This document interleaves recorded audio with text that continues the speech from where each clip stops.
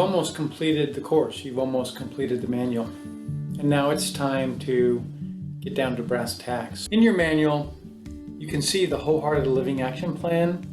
First is to jot down a little bit about what I most gained from this information in terms of my purpose, my ikigai. Wrap it up. What is it that you most gained about who you are, what your identity is, how you want to move forward to be your highest self? And take a moment to do that. I invite you to pause the video right now and jot that down in the space provided. Let's move on and talk about how are you going to enhance your eating and your movement towards your heart health.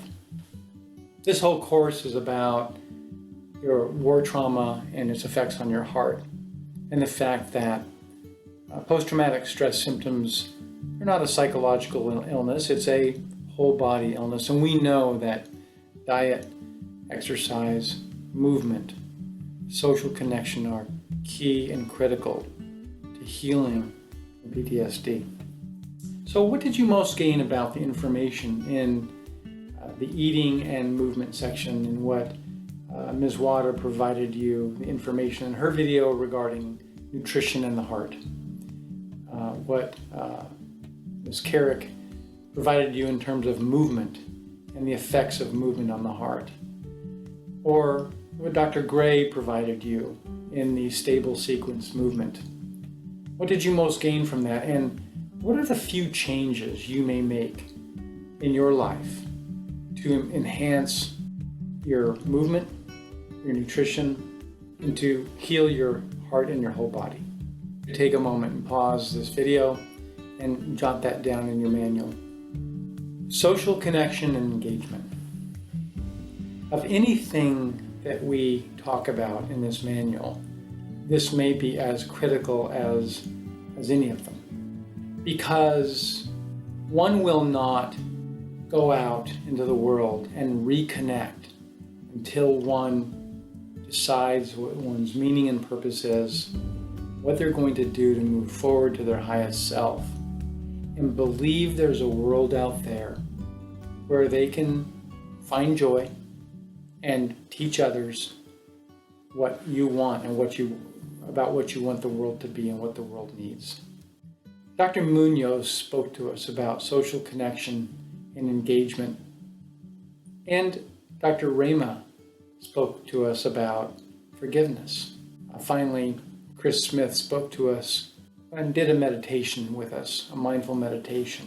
What did you gain the most from this information? And what changes do you want to make in your social connection and activities to heal your soul? I encourage you to pause the video for a moment and write those in your manual. One of the 3 things I wanted to do in my life was to become a private pilot, and I am a AOPA lifetime member. I would invite you to go from this imagining to being, from just considering what your highest self is to really putting it into action, and to reintroduce yourself to the wholehearted you. You might have noticed from the videos that Dr. Munoz provided information about becoming the wholehearted self, and to be vulnerable in order to do that. Write a brief story about how you want to transform to your highest self. How are you going to enhance your purpose and your ikigai? How are you going to improve your eating and movement styles? And how are you going to be connected to live the wholehearted and courageous life you want? You might think of it about like, if I do see where I want to re-identify myself, how I want my story to be more complete, encompassing the difficulties and challenges and not being fearful of it, being fearless, and how I wish to move forward in a wholehearted way with movement and nutrition, exercise, self-compassion, social connection, and forgiveness. What does that look like? Join us on our website and look for signing up for one of our workshops. Ms. Vervillis Cope will wrap up our session with a video about that invitation, and I hope that I will see you again. So thank you so much for participating. Here's to your highest self, to your purpose, and to your well-being. And here's to healing your heart center after all you've been through and after the trauma of war and its effects on you. Namaste.